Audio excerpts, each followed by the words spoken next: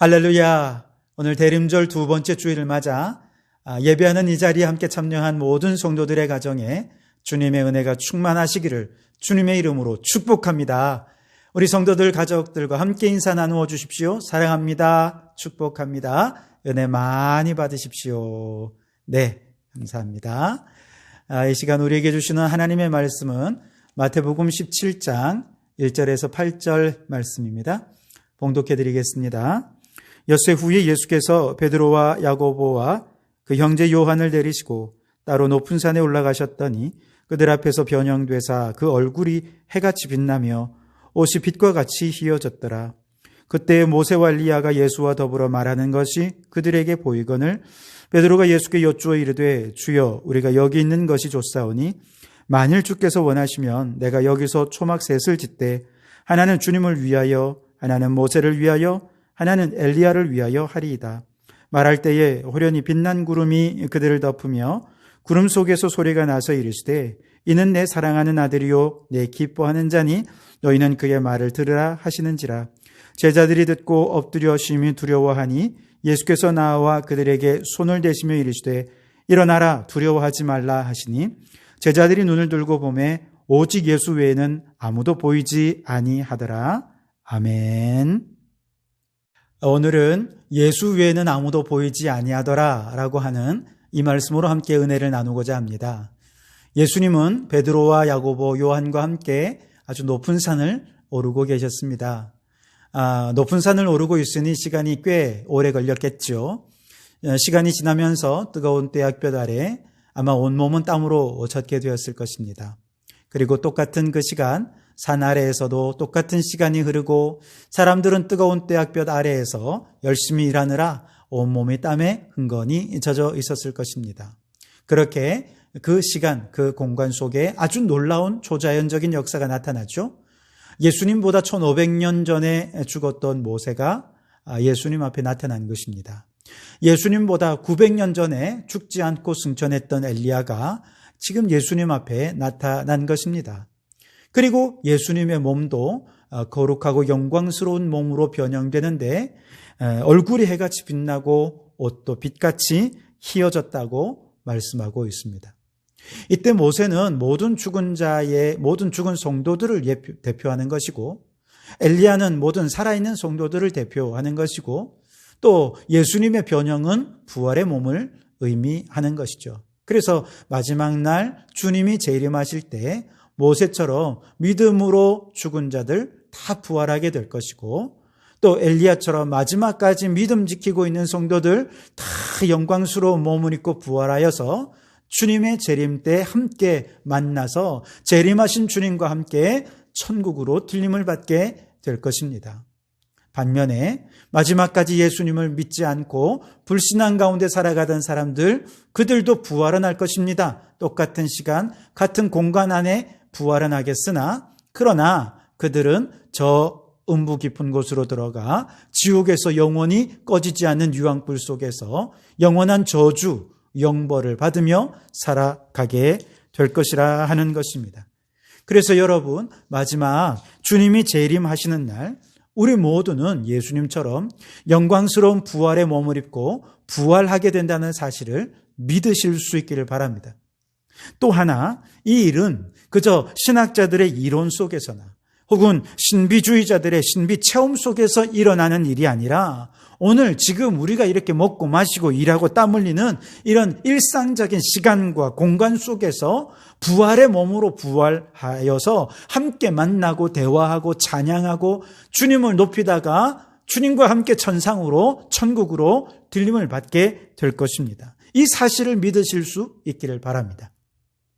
바라기는 주님 재림하시는 그날 오늘 이렇게 예배하는 우리 모든 성도교회 성도들이 함께 거룩한 부활의 몸을 입고 주님 재림하시는 그 자리에서 함께 주님을 찬양하면서 주님과 함께 천국으로 들림받는 놀라운 축복이 우리 모두에게 일어나기를 주님의 이름으로 축원합니다. 자, 그런데 이 변화산의 사건의 핵심은 이런 초자연적인 사건이 시간, 공간 속에 일어났다 하는 이야기가 아닙니다. 더 중요한 것은 바로 이 사건의 주인공이신 예수 그리스도이십니다. 오늘 8절 말씀에 보니까 제자들이 눈을 들고 보매 오직 예수 외에는 아무도 보이지 아니하더라. 그렇게 말씀을 하시죠. 즉, 이 모든 초자연적 사건, 모든 기적의 사건, 시공간 안에 일어나는 모든 일들, 그리고 장차 일어날 모든 사건의 핵심에도 바로 예수 그리스도가 주인공이라는 것이죠. 왜 그러냐면 누가복음 9장 31절 말씀에 모세와 엘리야와 예수님이 함께 만나 나눈 대화가 짧게 기록이 되어 있는데요. 그 대화 내용이 뭐냐? 장차 예수께서 예루살렘에서 별세하실 것에 대해 이야기를 나누셨다. 그렇게 이야기를 합니다. 제자들이 모세와 엘리야와 예수님이 나누는 대화를 들어보니 천상의 언어로 얘기하는 알아들을 수 없는 얘기가 아니고 다 알아들을 수 있는 이야기를 하시는데 이제 곧 예수님께서 십자가에서 죽으실 것이다 하는 것을 이야기를 나누었다 하는 것이죠. 왜 이 사건이 중요하냐 하면 만약에 예수님께서 십자가에서 대속적인 죽음을 죽지 않으신다면 마귀의 미혹에 굴복해서 예수님께서 십자가로부터 돌아서서 십자가를 지기를 거부하셨다면 당연히 모든 죽은 성도들을 대표하는 모세처럼 죽은 성도들 부활할 수 없을 것입니다. 영원히 죽은 채로 있을 것입니다. 또 마지막까지 주님 오시는 날까지 믿음을 지키면서 끝까지 모든 고난을 잘 감당했던 살아있는 성도들도 부활하지 못할 것입니다. 그러니 우리가 기대하고 소망하는 부활이 없다면 우리는 아무것도 아닌 것이 되어버리고 말죠. 그런데 예수님께서 십자가에서 죽으시고 모든 인류의 죄를 대속하여 담당하심으로 우리가 거룩한 모습으로 부활하게 되는 것입니다. 십자가의 죽음이 없으면 예수님의 부활도 없고 십자가의 죽음으로 예수님이 부활하지 않는다면 모세의 부활도 없고 엘리야의 부활도 없고 우리는 모두가 다 헛된 믿음을 가질 수밖에 없는 것이라는 거죠. 세례 요한이 예수님을 그 제자들에게 소개할 때 세상 죄를 지고 가는 어린 양이라 이렇게 소개하지 않습니까? 예수님이 모든 세상의 죄를 담당하시고 어린 양의 랑으로서 제물이 되어서 죽으심으로 말미암아 비로소 모든 죄가 사함받았고 우리는 거룩한 영광스러운 모습으로 부활의 몸을 입고 부활하여서 영생을 얻을 수 있게 될 거라 하는 것이죠. 그렇습니다, 여러분. 결국 우리의 신앙과 삶의 핵심에는 예수님이 계시고 예수님의 십자가가 있는 것이죠. 성경의 모든 신비와 모든 기적들, 그게 중요한 것이 아니라 그 모든 것이 가르치는 핵심의 초점에는 예수 그리스도가 있다는 것이죠. 그래서 제자들이 오직 예수 외에는 아무도 보이지 아니하더라. 모든 사건의 중심은 예수님이시다. 예수님의 십자가다 하는 이야기이죠. 그래서 여러분, 오늘 대림절을 맞이하면서 이제 주님의 탄생을 맞이할 우리 성도들, 우리 모든 성도들에게도 이와 똑같은 신앙이 있기를 원합니다. 우리의 마음속에 모든 사건의 핵심은 예수님께로 귀결될 수 있기를 바랍니다. 그래서 눈을 들어보면 예수님이 보이고 어떤 사건을 경험하면 예수님이 보이고 수학능력 시험이 끝났는데 예수님이 보이고 고난을 다 이기고 보니 예수님이 보이고 모든 순간에 예수님이 보이는 오직 예수의 신앙이 다 될 수 있기를 바랍니다. 자, 그런데 이렇게 오직 예수의 신앙으로 그렇게 믿음이 성장해 가려면 어떻게 해야 되느냐? 오늘 3가지 정도 함께 이야기를 나누고 싶은데요. 우선 첫 번째, 예수 그리스도가 시간의 중심에 계시다 하는 것을 기억하면 예수님 중심의 신앙을 살아갈 수 있다는 거예요. 자, 요즘 코로나 사태로 인해서 기존의 용어에 새로운 의미를 부여하는 일들이 있지 않습니까? 그래서 before 그리고 before Christ 그리고 anno Domini라고 하는 BC와 AD가 있는데 이걸 대신해서 이제 before Corona 또 after Corona 뭐 이렇게 이야기하죠. 그만큼 지금 우리가 겪는 코로나 사건은 역사에 어떤 큰 영향력을 끼치는 사건이다. AD와 BC와 AD로 나눌 정도로 말이죠. 그런 의미가 있겠죠. 근데 역사를 이렇게 쭉 보면 BC와 AD로 나눌 만큼 엄청난 사건들이 많이 있었습니다. 예를 들면 진화론 같은 경우는요, 진화론의 등장으로 인해 과학과 철학과 문학과 모든 영역 속에 정말 전방위적으로 역사의 전후가 바뀌는 아주 엄청난 영향력이 바로 진화론입니다. 공산주의의 등장도 역사의 흐름을 바꿀 만큼 엄청난 영향력을 가져왔었죠. 우리나라의 역사만 해도 6.25 사건은 우리나라의 역사를 완전히 뒤바꿀 정도로 아주 큰 중요한 사건이죠.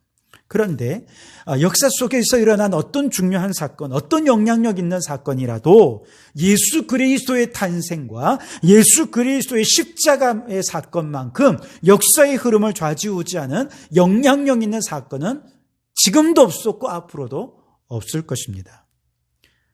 왜 그렇습니까? 여러분, 지금도 많은 사람들이 그저 자기도 모르는 사이에 역사의 중심이 예수님임을 선포하고 있는 것을 우리는 압니다.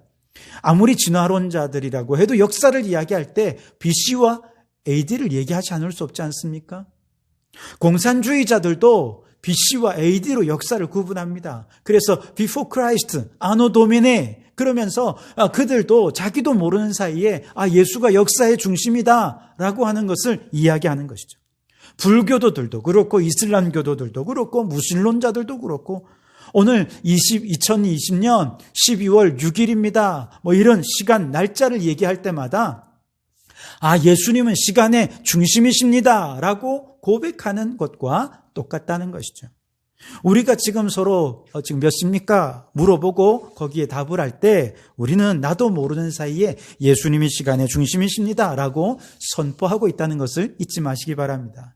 그래서 여러분 지금 서로 두 분이서 짝을 지어서 한 사람이 한번 물어보세요. 지금 몇 시예요? 그러면 옆에 계신 분 이렇게 대답해 주십시오. 예수님이 시간의 중심이십니다. 시작. 네. 자, 우리가 시간에 대해 얘기할 때 대림절, 사순절, 부활절 이런 절기를 얘기하지 않습니까? 이건 예수님이 중심이 되는 절기입니다. 이건 다른 말로 얘기하면 모든 시간의 중심은 예수님이십니다. 라고 하는 얘기랑 똑같아요. 그래서 여러분 지금 제가 물어보면 여러분들은 이렇게 대답해 주세요. 예수님이 시간의 중심이 되십니다. 이렇게 얘기를 하십시오. 제가 물어볼게요. 여러분 12월 25일은 무슨 날입니까? 예수님이 시간의 중심이 되십니다. 그렇죠.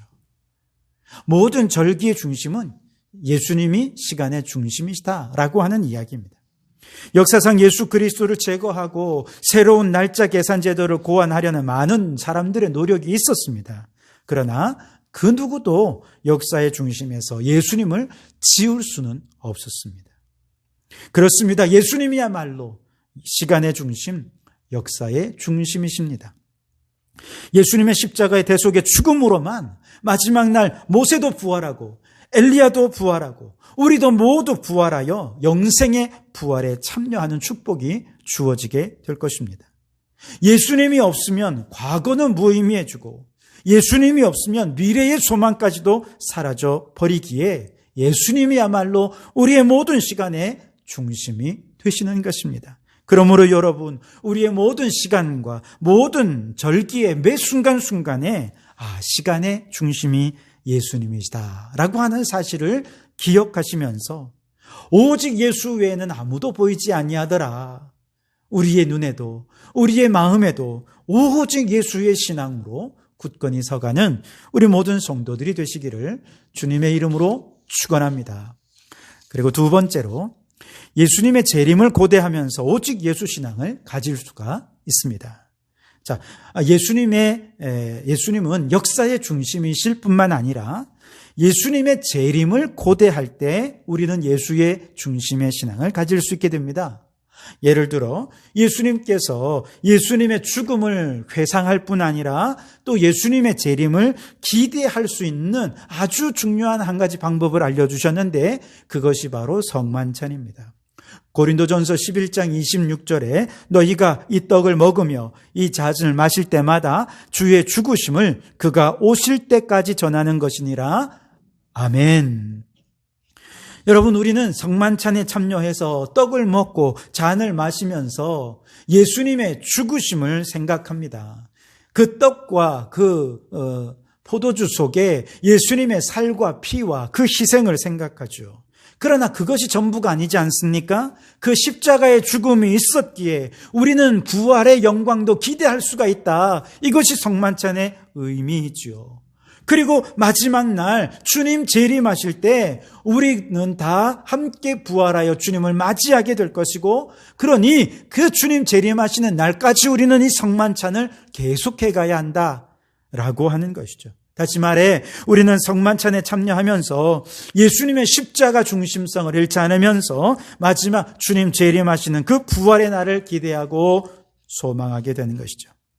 코로나로 인해 우리가 지금 당장 성만찬을 거행할 수는 없지만, 그러나 가정에서 애찬식을 거행하면 어떨까요? 애찬식은 작은 성찬식이라 그렇게 이야기할 수 있을 겁니다. 그래서 여러분, 앞으로 여러분의 가정에서 가정 예배를 드리면서 애찬식을 거행하면서 주님의 살과 피를 기념하면서 십자가의 죽음을 기억할 뿐만 아니라 이 십자가의 죽음이 있었기에 우리 모두 마지막 날 부활하여서 영생할 수 있게 된다. 주님의 재림을 기다리면서 그렇게 부활의 날을 기대하는 애찬식을 진행하실 수 있길 바랍니다. 그렇다면 아마 여러분의 신앙은 오직 예수 외에는 아무도 보이지 아니하더라. 예수 중심의 신앙, 오직 예수의 신앙생활을 할 수 있게 될 것입니다. 혹시 애찬식 하는 것도 힘드십니까? 그렇다면 식사하실 때 성만찬 예식을 떠올리며 식사를 해보시면 어떨까요? 물론 매번 그렇게 하기는 어렵겠습니다만 밥을 먹으면서 우리를 위하여 스스로 마귀의 밥이 되어서 모진 고초와 순환을 당하시고 무지막지한 채찍에 그 살이 찢기시고 손에 못이 박히시고 옆구리에 창을 찔리셨던 그 찢기시고 상처난 예수님의 살을 생각해 보는 것이죠.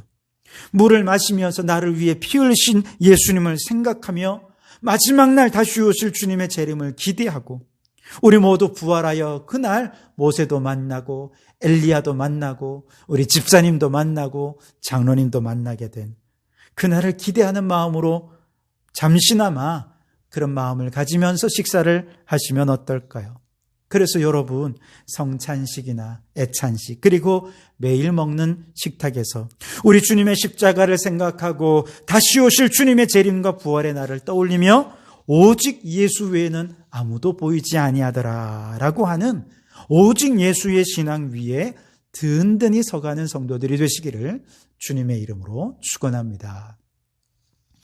그리고 세 번째로, 마지막으로 예수님을 생활의 중심으로 삼으면서 오직 예수의 신앙을 가질 수가 있습니다.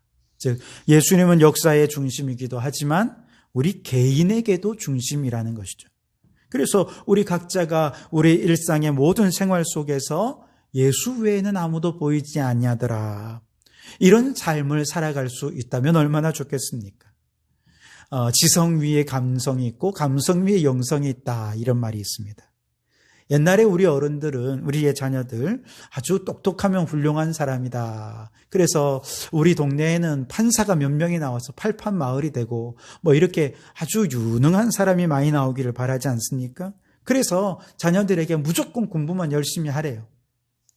뒷바라지 다 해주겠다는 것입니다. 그러나 그렇게 해서 좋은 대학 나오고 좋은 직장을 취직한 이후에 소 팔고 논 팔아 뒷바라지 해준 그 부모님을 무시하고 돌보지 않는 폐륜아가 되거나 그 똑똑한 머리로 나쁜 짓을 하는 일이 얼마나 많이 있었습니까? 즉, 아무리 지성이 뛰어나도 나밖에 모르는 이기적인 사람은 사회악이 되어버리고 마는 것이죠. 그래서 사람들은 이제 아이고 IQ만으로는 안 되겠다. 이제는 IQ가 아니라 EQ가 높은 자녀로 길러야겠다. EQ는 뭡니까? Emotional Quotations죠. 감성 지수를 높이자는 것입니다. 왜냐하면 그래야 세상을 보다 따뜻하게 변화시키는 인간미 넘치는 사람으로 살 수 있기 때문이죠. 사람들을 사랑하고 아픔에 공감하고 마음을 나누는 감성을 지닌 사람이 많아진다면 이 세상은 살기 좋은 세상이 될 수 있지 않겠습니까? 그런데 아무리 EQ가 높아도 창조자를 두려워하는 마음이 없고 천국과 지옥에 대한 믿음을 갖지 않는다면 마치 바벨탑을 쌓으면서 우리의 이름을 높이고 우리가 흩어짐을 면하자라고 말하면서 하나님을 대적했던 그 사람들처럼 그 사람 하나님을 대적하는 자가 되고 말 것입니다. 그래서 인간성의 최고의 단계는 EQ가 아니라 SQ, Spiritual Quotations라는 거예요. 영성지수가 높아지는 것이라는 거예요. 고린도후서 13장 5절에 너희는 믿음 안에 있는가? 너희 자신을 시험하고 너희 자신을 확증하라. 예수 그리스도께서 너희 안에 계신 줄 너희가 스스로 알지 못하느냐? 그렇지 않으면 너희는 버림받은 자니라. 아멘. 여러분, 내 삶에 예수가 나의 주인이 되어 살지 못하는 인본주의적인 사람, 그는 하나님을 대적하는 자가 되고 하나님께 버림받는 자가 될 수밖에 없다는 것이죠. 이게 중요한 것입니다. 우리 인간은 피조물이요, 한계를 지닌 존재로서 날마다 창조자를 기억하고 그 전능자 앞에서 겸손히 자신을 낮추어 우리를 창조하신 주님을 예배할 수 있는 사람. 인간은 스스로를 구원할 수 없으니 오직 예수님만이 우리의 구원자 되시고 지금은 성령으로 우리의 구주가 되셨다는 사실 인정하는 사람이라고 한다면 그 사람은 거룩한 영성으로 지성과 인성까지 겸비한 진정한 인간성을 지닌 존재라 말할 수 있을 것입니다. 무엇보다 창조주 하나님을 인정하는 사람은 반드시 하나님께서 나를 이 땅에 보내실 때 분명한 목적을 가지고 보내셨을 것이다. 사명의식을 갖게 됩니다.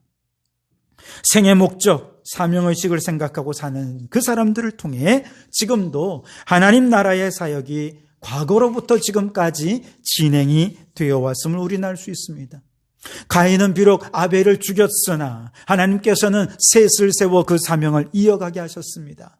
아브라함을 통해, 이삭을 통해, 야곱과 요셉을 통해, 그리고 모세와 사사와 모든 믿음의 열왕들과 그리고 신약의 사도들과 수많은 장로들과 전 세계로 뻗어간 교회들은 각 시대마다 사명에 충실한 삶을 살면서 하나님 나라의 위대한 퍼즐 조각이 되어서 하나님의 놀라운 구원의 계획을 하나하나 이루어 가고 있는 것이죠. 이들은 모두가 다 내가 중심이 되어 삶이 아니라 오직 예수가 중심이 된 삶을 살았어요. 그렇게 하나님의 인류 구원을 위한 퍼즐 조각이 되어서 하나하나 하나님의 구원 계획을 완성해가는 귀한 사명자로 살더라 하는 것이죠. 여러분들은 우연히 살다가 가는 존재들이 결단관입니다. 맡겨주신 사명이 있습니다. 저는 저희 부모님을 뵐 때마다 교회를 위하여 기도로 뒷받침을 하며 생의 마지막 사명의 불꽃을 사르고 계신 숭고하고 위대한 인생을 바라봅니다. 인간적으로 보면 아들을 뒤에서 바라보면서 목회의 여러 가지 힘든 거 어려운 거 보며 마음 아파하실 부모님, 차라리 그냥 안 보이는 곳에서 그냥 조용히 편안하게 남은 생을 보내시면 참 좋겠다, 그런 생각할 때도 있지만, 그러나 그것이 부모님의 또 다른 사명이라면 이것도 하나님이 기뻐하시겠다 생각합니다. 몸이 아파 어쩔 줄 몰라 하시면서도 예배를 사명으로 여기며 주의 전에 나와 예배하고 교회를 위하여 기도하며 또 집에 돌아가 몸져 들어 누우셔서 신음하는 모습이 사명을 위해 매일매일 자신을 위해 불사르는 고귀한 사명자의 삶을 우리는 보게 됩니다. 그리고 그 삶에 저절로 고개가 숙여지면서 나도 늙으면 저런 모습이었으면 좋겠다, 작은 희망을 가져봅니다. 여러분, 내가 주인이 되는 인생이 아니라 이제 우리의 모든 삶에서 예수 그리스도 외에는 아무도 보이지 아니하더라 라고 하는 오직 예수의 신앙으로 살아가실 수 있기를 바랍니다. 그래서 주님이 내 삶의 주인 되시고 내가 원하는 나의 인생이 아니라 하나님이 내게 원하시는 사명을 따라 멋지게 살다가 주님 모시는 날 거룩하고 아름다운 부활의 몸을 입고 영광스러운 모습으로 주님을 맞이하여 주님과 함께 천국으로 인도함을 받게 되는 그 모든 축복에 우리 모든 성도들이 함께 할 수 있게 되기를 주님의 이름으로 축원합니다. 기도하시겠습니다. 하나님 아버지, 참으로 감사합니다. 죽을 수밖에 없는 우리를 위하여 이 땅에 오셔서 물과 피를 다 쏟으시고 죽으시고 그리고 우리를 위하여 부활하여 주셔서 부활의 소망과 기대를 갖고 살아갈 수 있게 해주시니 감사합니다. 우리의 모든 삶의 중심이 우리를 위하여 십자가를 지시고 부활하신 예수 그리스도 안에 있기를 원합니다. 주님의 십자가와 부활이 없으면 우리의 생은 모두가 다 무의미하고 헛된 것에 불과할 것입니다. 그러니 예수 중심으로 살아가는 저희들 되게 해 주시옵소서. 그리하여 우리 모든 성도들 마지막 날 주님 전에 주님 앞에 모여 함께 예배하며 재림하실 주님을 맞이하며 영광스러운 천국에 들어가게 되는 축복이 있게 도와주시옵소서. 예수님 이름으로 기도하옵나이다. 아멘.